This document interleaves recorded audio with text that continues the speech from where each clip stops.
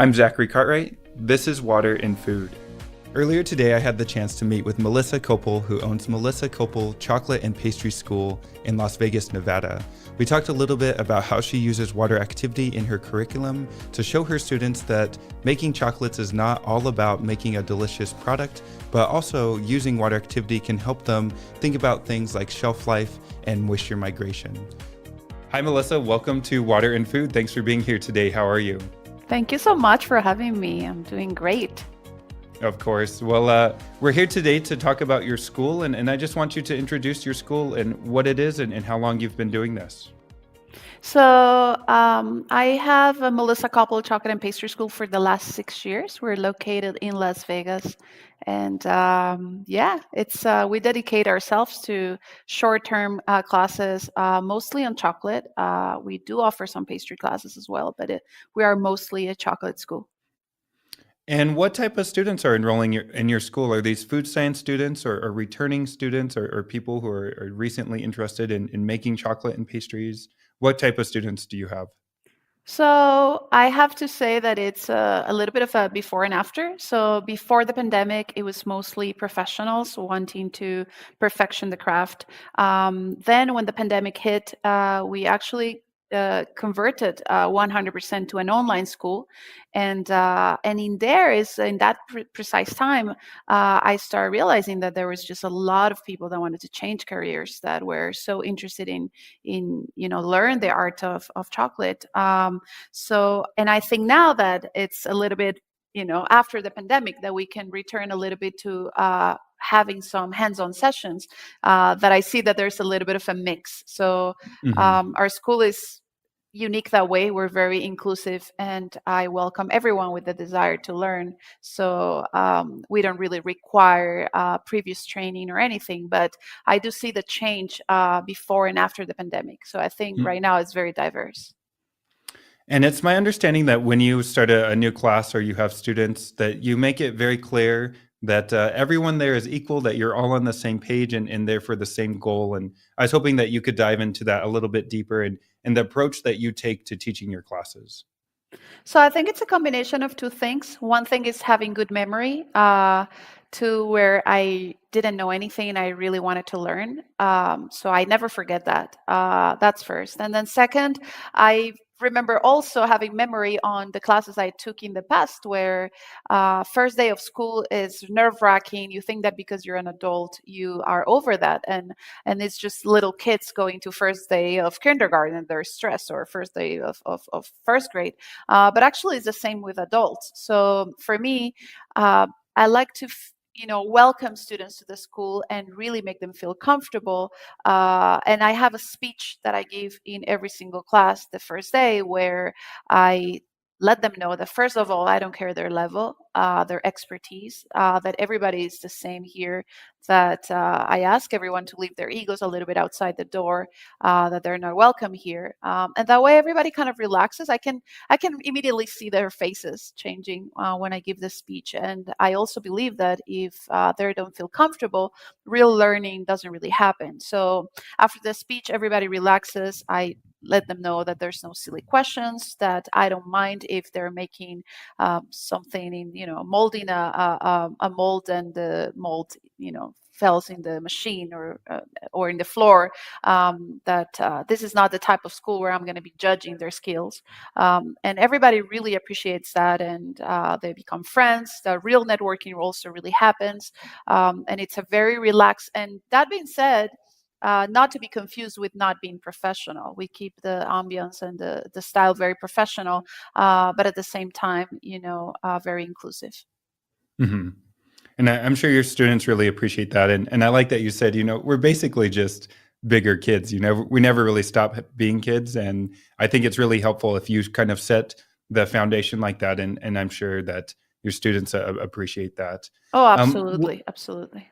where did your passion for making chocolates and pastries come from? Is this something that you've always been interested in? So when I graduated from school, my mom, I was actually a terrible student. So when I graduated, my mom actually was the one that told me that what she saw in me was the only thing that I liked really was to actually cook. So she was the one that suggested I should pursue something food related. But in my town, I'm from Colombia and it's from a small town, and there was no pastry, or actually at that point, I wanted to be a chef. Hmm. So this, let's say, like the passion for being in the kitchen has been always been there with me. Over the years, I realized at first I tried to pursue a little bit more cooking. Then I realized I'm a vegetarian. I was not never going to be able to, like, cut a pig in two or kill a lobster. So I start kind of feeling out of place. And then I realized how precise pastry was and how clean and how the ingredients were nicer to work with. You cannot compare chocolate with onions. And I kind of like start sensing that it was just, yeah, it was just a sense. So that I was really young at that point, maybe 18 or 19 Hmm. years old. And then the passion for chocolate really happens. I don't believe in coincidence. I work at a restaurant here in town, the best restaurant in town and one of the best in the country, which is Joël Robuchon. And being in there, it was like I pushed it really hard for 2 years, and I was at certain point at the end of the 2 years in charge of the station of L'Atelier. And after I got pregnant and I had to quit my job. And when I tried to return to the industry, it was when the really big, you know, collapse of the whole economy happened, which was in 2009 or so. So when I wanted to return to my career, there was no jobs available. So the only one that I could find was doing chocolate decorations at another casino. So I would say chocolate found me. I didn't really Hmm. was looking for it. I don't have that dreamy story of since I was a little girl I wanted to work with chocolate. I think that it was just a little bit of, that was kind of like the path I have to have.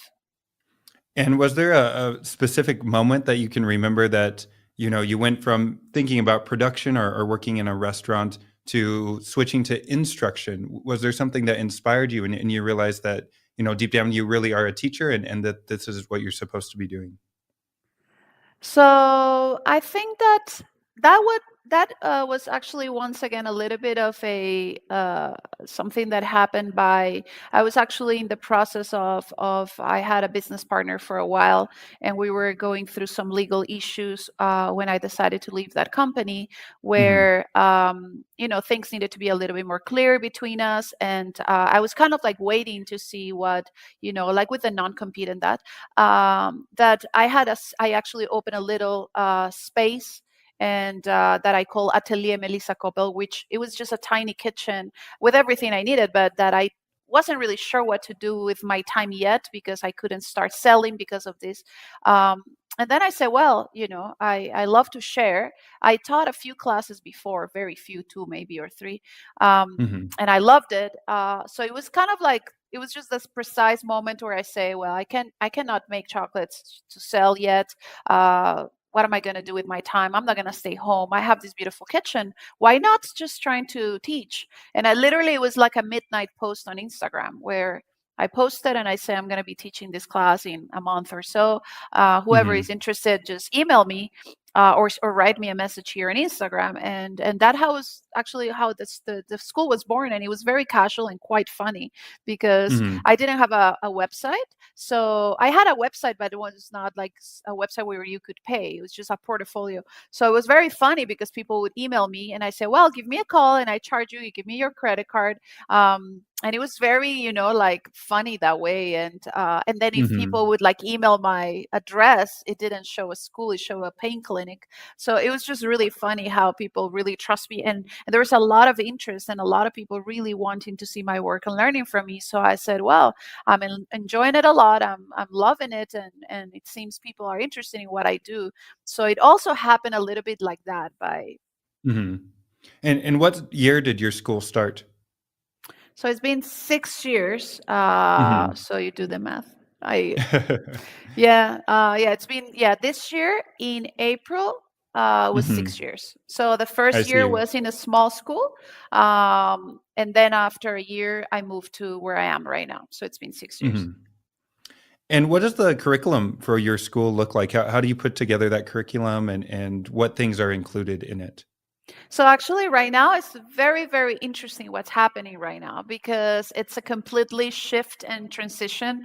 I think that the pandemic proved that doesn't matter if something is working. That doesn't mean it's going to work for more than 6 months or a year, right? So Hmm. people that kind of get stuck with a business model, and I don't know anything about business, don't even get me wrong. I just notice that the trends and the world is at a such fast pace that Hmm. you have to constantly be um, kind of like, I think that the world is for open-minded people, to be honest. I feel really bad for those that aren't open-minded because it's tough. Even me, that I'm very open-minded, I'm like, wow, so where I'm going with this is I was a completely hands-on school. Then the pandemic happened, and I became a 100% online school. Now I have kind of like a hybrid where you can search on my website, and you might see some online live classes, meaning people connect with me in real time or with other guest chefs that I invite. Hmm. Then there's also hands-on classes, and there's a third one which is called on demand. So you search on demand, and you see, oh, this class about caramels sounds great. You pay for it, and you get it. You get immediate access. There's also subscriptions, and now I'm actually super excited to launch the new project, which is chocolatier, like a basic chocolatier program that is going to be online. So people will complete in 3 months a series of tasks, and there's all kinds of theory and videos and a lot of support. And so that's the new let's say. So it's a little bit for everyone. Hmm. And I think that the beauty of this is a lot of people cannot afford coming to take my classes for time, for Hmm. money, for visas. So it's I think that there's so many people out there that want to learn and cannot learn it in the hands-on way. So we have a little bit for everyone. And do you have any idea of the number of students that you've been able to serve so far? Do you have any Oh any my idea what that God. number looks like? So hands-on, I have no idea. I actually never Hmm. really, but besides every single person that has stepped into my school, before the pandemic, every month I would teach to a different country around the world. Hmm. So those were like many countries, many people. Then hands-on in the school, I never actually like have counted. I know that during the pandemic, over 1,000 people for sure. I think between 1,000 and 2,000 people I was able to reach. My classes are not cheap at all, and Hmm.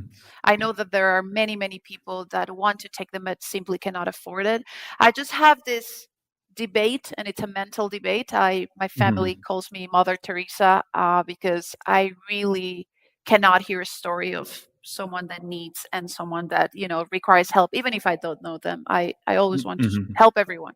So that part of me wants to like teach for free, to be honest, Right. like, and that's my Hmm. final goal. Like eventually I will have some sort of foundation or something where I will be able to teach for free. Unfortunately, I have employees and expenses, and the real world happens, right? Right. But I also am aware, a part of me is really aware of that people that don't pay for something, they don't appreciate it. So Hmm. going cheap means even people starting to doubt my work. Like, Hmm. wow, this is cheap. Maybe she doesn't know what she's doing, or maybe she's desperate, or maybe so. And I always do this relation between a product that you buy. So if you buy a pair of shoes that cost you $500, if something happened to them, you die. You are the ones that you think are the prettiest, even if they're not. Is the ones that you really care for. And then the other pair that you pay $30 and you bought them at like this shop in, I don't know, Marshalls or something, and they were, Hmm. it's good type of shoes, but they're just, you pay very little for them. You don't really care if they get lost or they get damaged, and it's the perception. We give value to things like that. So I've never been a big fan of giving my work for Hmm. nothing. Also, because you have to understand that when you enter a class of mine, everything I know, I will give it to you. It's not that, oh, you're going to ask me a question about a topic that we're not covering, and I'm not going to answer you because you need to register for the next class. I'm not that way. So Hmm. pretty much once you're in and you're part of the family, everything I know, I will give to you. So I have to protect myself that way. Hmm. And that's fair. I think there's a balance, and like you said, you have employees, and it's a school, and it takes money to run that school. But I suffer from the same syndrome, and sometimes having a big heart can be Oh, tough, So totally. I definitely understand. It's my understanding that in your curriculum, you always bring up water activity in your classes, and you teach your students about what water activity is. Why is this important for your students to understand?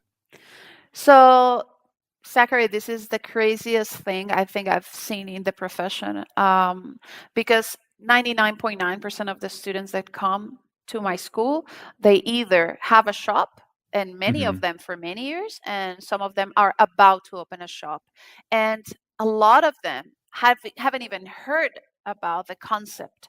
So maybe some have, and actually wrong, because they think that water activity means the total water content of a recipe. Hmm. So for me, it's safety overall, and curiosity. So, like, how can you not, you know, in a way, care of a product that, like, or a concept that it's so tightly it's just, for me, it's crazy. How can you make a bonbon and with a filling and then sell it without knowing for how long that bonbon is going to be stable? Hmm. Um, and I understand that it's not really out there, and they don't teach it at schools. They don't. I mean, I went to a 6 month worth of in the U.S. a program of pastry school. No one ever mentioned this. Yes, it was like 12 years ago or something, but it doesn't matter. So it's a little bit of lack of knowledge, but I also think it's almost like covering your eyes a little bit over something, because even if no one talks about it and they didn't tell you at school, it's kind of like, wait, but if you buy anything at the supermarket, there's always an expiration date on it, right? Hmm. So how come if they don't taught you that at school, you never thought about that, right? So it's a little strange, right? It's a little bit strange. That being said, I find it extremely important. There's not a recipe that leaves this school without that measurement being taken. Hmm. Obviously, if it's a pastry class, no mousses and things like that.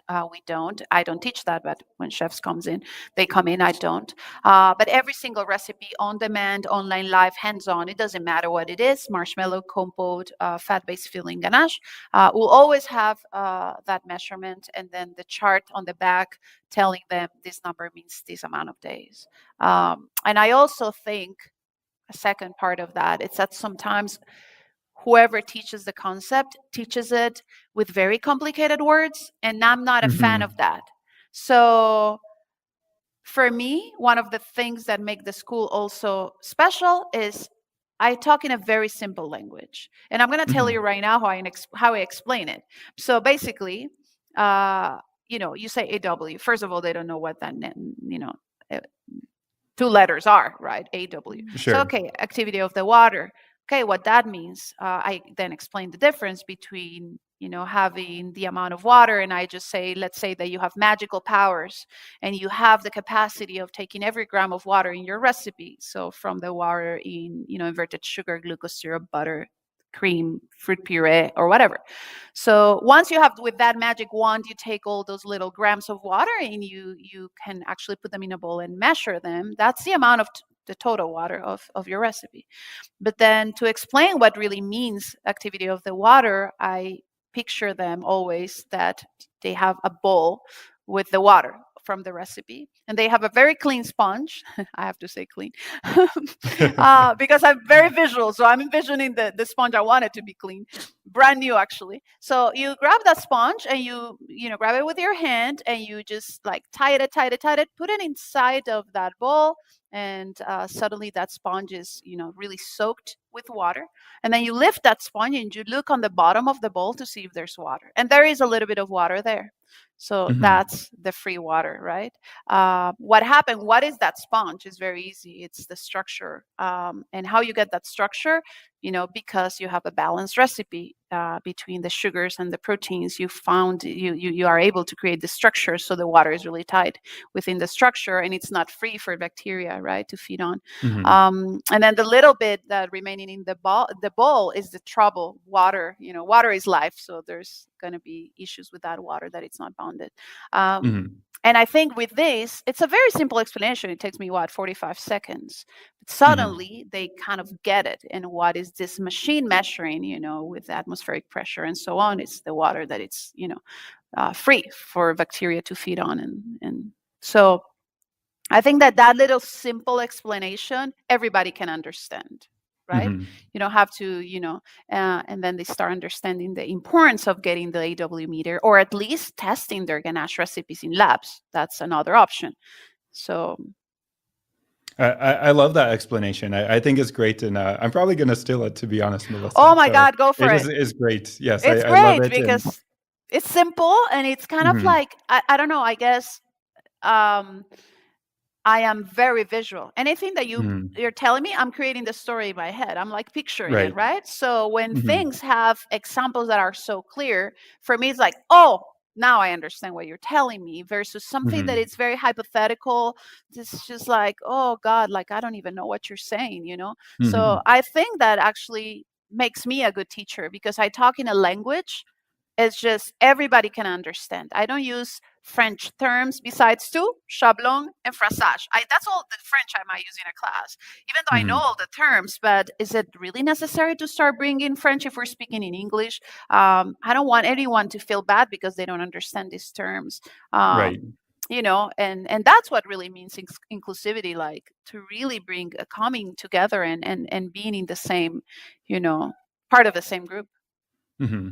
And I think that's part of the reason you and I get along so well is because our jobs are similar in that way that I'm trying to take these complicated things and present them in a simple way. It doesn't always have to be complicated. You don't have to know every single detail. And like you, I'm very visual, so I can really appreciate thinking of a sponge or whatever the visual is. It always really helps me to understand, and that's part of what I do at Meter is help build those visuals or help build those explanations that a common person that doesn't necessarily have the background of water activity can now learn this concept in 45 seconds, like you said. Right.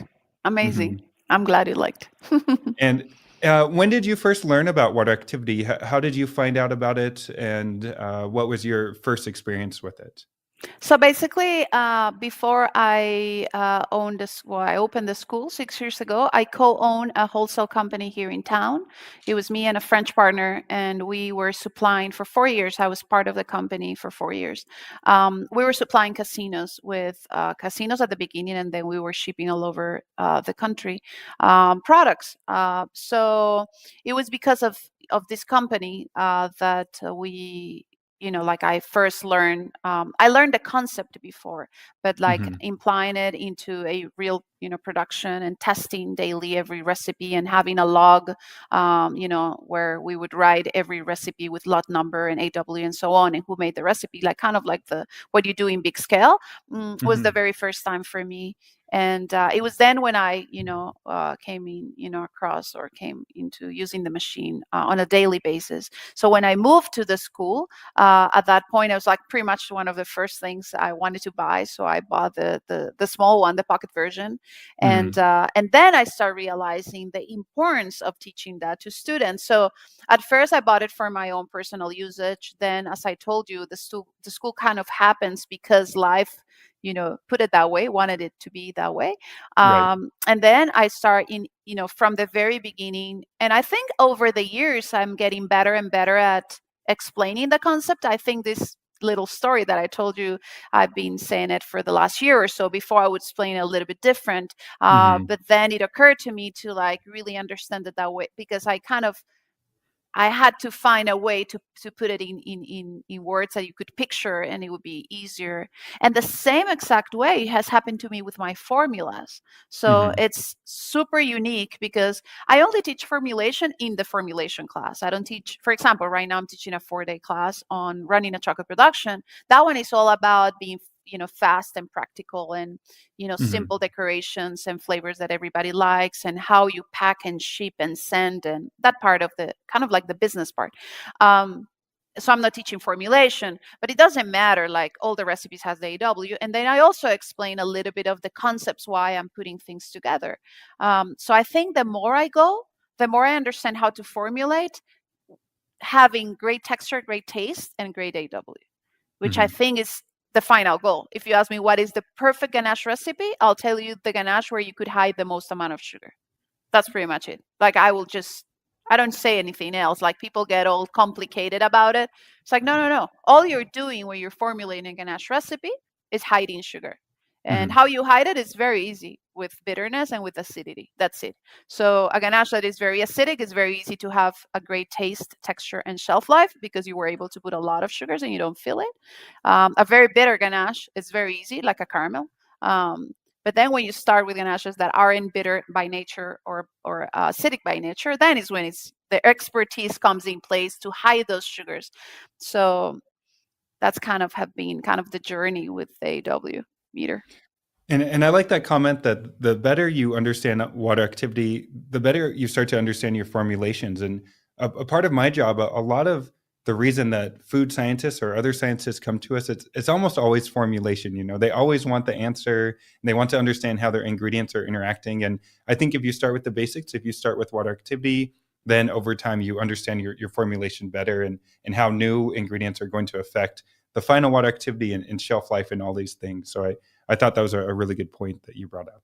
It's actually very funny because um what for during the pandemic, I all I did was teach, so everybody was Hmm. kind of locked down home a little bit, working part-time, not working, whatever, relax, whatever. And it's the time of my life where I think I work the most because Hmm. we were with a new concept of online classes, and every week we would put a new program, so it was either teaching or creating the new products for the new program. um, and then I realized after a year and a half that I was so burned out. So I stopped for 2 months completely to teach because I wanted to retire. I was so tired. Hmm. So I kept joking, I'm about to retire. And then with my assistant, with Kyoko, she's amazing. She's Japanese. We were um, working really closely on developing new recipes. And the amount of growth in those 2 months I got from formulation, I think I like not even in like the last 5 years, because all I did for 2 months was every day really focus on formulation. So but then I understood that because I'm very creative and sometimes it's kind of hard to catch me. Like I'm out there and I don't like put it on the table. It's kind of flying, dreaming. So I said, Hmm. no, the only way this is going to work if it's I organize myself per flavor. So I Hmm. start grabbing one single flavor and thinking how far I can take this flavor. What are the things and down and but with a purpose. The purpose was developing ebooks so people could print those out, have them in their kitchens and chocolate kitchens mostly or pastry kitchens, and then have like a binder with this recipe. So the only one that it's out right now is the pistachio. And it's very interesting because my formulas before and after these 2.5 months or 2 months have changed completely. Hmm. Now I'm into like making ganaches with really low percentage of chocolate or no chocolate at all, just cocoa butter.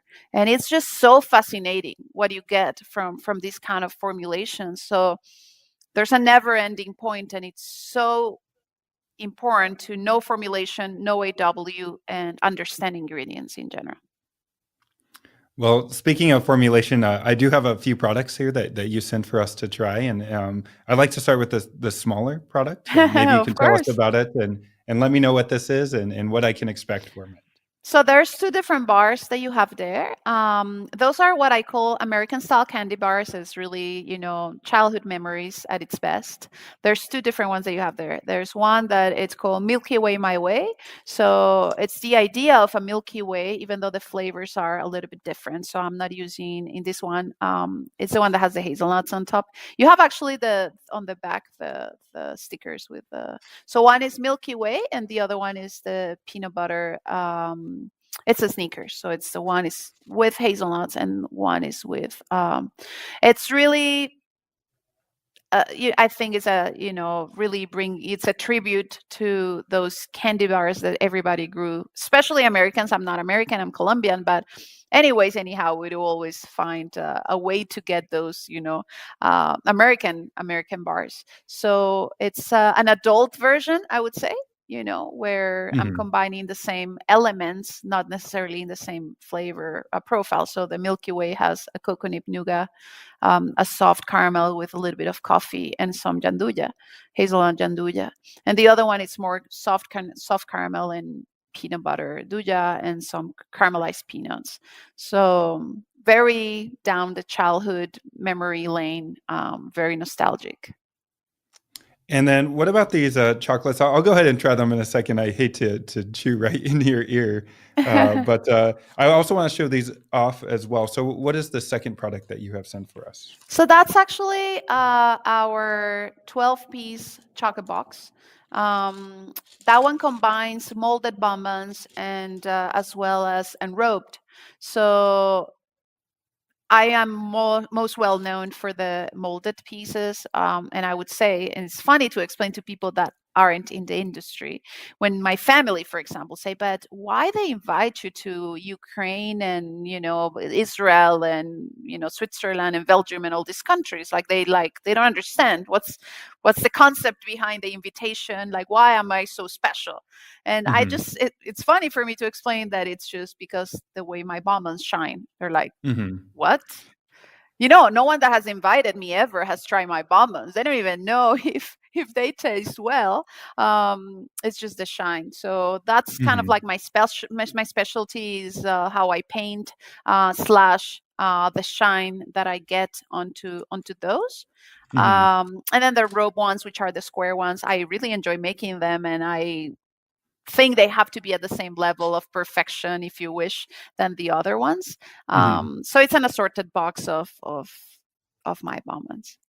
Honestly, they're so shiny that when I first opened this, I thought there was more packaging on it, so I was Like you're trying to confused by to it. remove the second Right, layer of plastic. right, yeah, yeah, and I'm sure that That's this camera probably doesn't do it justice, but it's extremely actually, shiny. yeah. For the shine, you need natural light. Once you, Sure. it's I suffer when we do the buffet because it's inside, obviously, in the school, and it's never the same. But I have to say something that it's actually quite important for me, and it's that I pay much more attention to the inside, Mhm. even though it might look, that it's the outside my focus, but I think the outside Sure. is what catch people's attention to my work.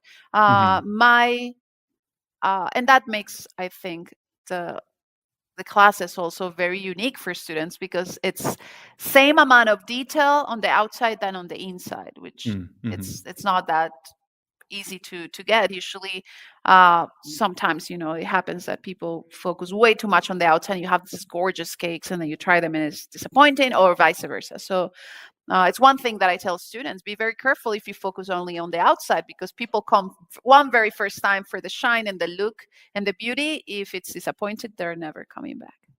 Mhm. Well, I'm gonna go ahead and try one of these while you're here, so I'm gonna pick Please. this one, this And when pink you one. lift, you see the flavor on the bottom. Oh, I love that. I don't know if you can see this here, but yeah, Ah, there's information about it underneath. I love this yeah. packaging. Maybe while I try this, you can, tell me a little bit about the packaging and how you came up with these colors and the marketing of it. Oh, of course. So actually, I didn't do any of that myself. We hired a company in Barcelona. It's called ZOO. Well, Zoo in English, but it's really So in Spanish. And they're amazing. They're super super creative. And when I hired them to do the branding of this of actually of at that point it was not the branding of the school, the branding of Melissa Coppel Chocolatier.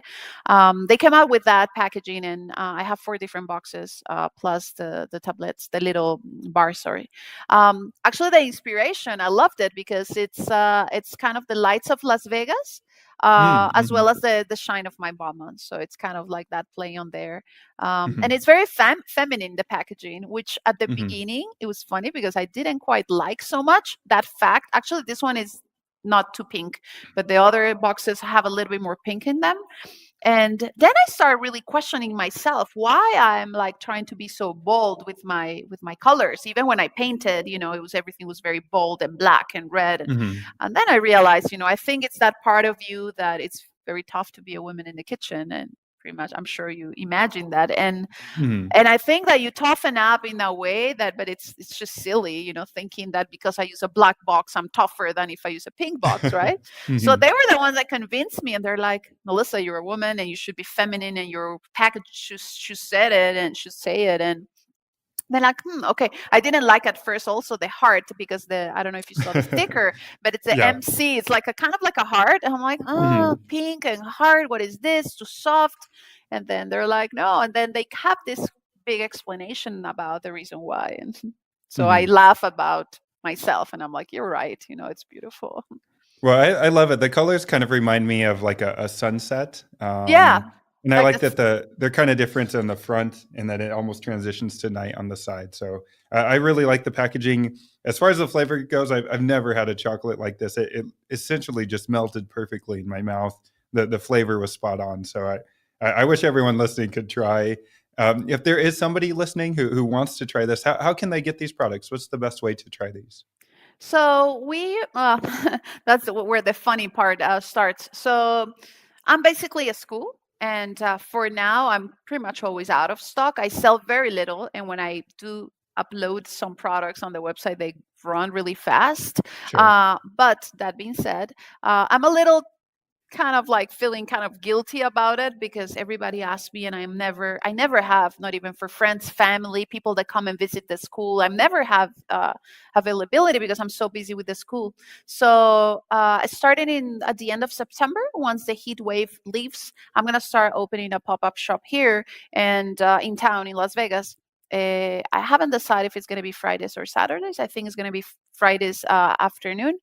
That being said, I'm going to start producing more bonbons because of the pop-up. So Hmm. online, you go to melissacoppel.com, and you can either buy the bonbons, try to get a box of bonbons, or you can get maybe interested in learning how to make them yourself.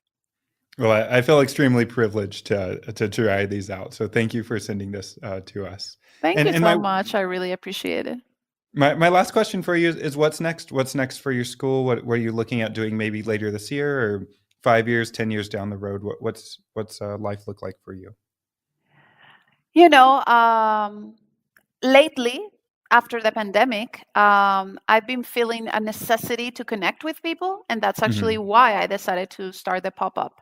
And Hmm. it's kind of like dipping my finger a little bit in what it's going to really feel like producing, like a little bit bigger volumes while I still have the school. And depending on how that goes, I would open a little shop or not. Like, I want to test myself first to see, Hmm. because I have an 11-year-old, and I also know, the responsibility of having a shop. On the retail part, that's kind of like the idea to test it first to see how I feel and how people react also to my products. And then with the school, uh, I think that is really putting a lot of effort on the chocolatier program. It's going to be a basic slash medium, and then a second one coming after, which is the advanced. And it's just going to be, I think, really, really exciting, because this program is not going to be just a program taught by Melissa Coppel. It's actually a program where I'm going to be inviting other chocolatiers to be part of it. So I think it's going to be super, super exciting and unique, because it's going to be a program taught by really the best professionals out there, Hmm. really bringing the level of chocolate to a different. I think that in pastry you find a lot of information, a lot of books, a lot of professionals, a lot of in chocolate, no. So my goal is to have the best chocolate school in the world. That's really what I want. That's amazing. And in 6 years, you've already come so far, and I'm excited to see where this goes. So thank you again so much for coming on to Water and Food. I'm so happy that we were able to finally coordinate this and get you on the show. And we may even have to have you back at some point to get an update on your school and see where things are at. So thank you, Melissa. We really appreciate you. Thank you so much, Zachary. It was pleasure was all mine, and I'm very happy that you liked the bonbons, enjoyed them, and really cannot wait to be back. Thank you, Melissa. We'll see you. Bye. I'm Zachary Cartwright. This is Water and Food. Find this podcast on Apple iTunes, Spotify, or wherever you listen to podcasts.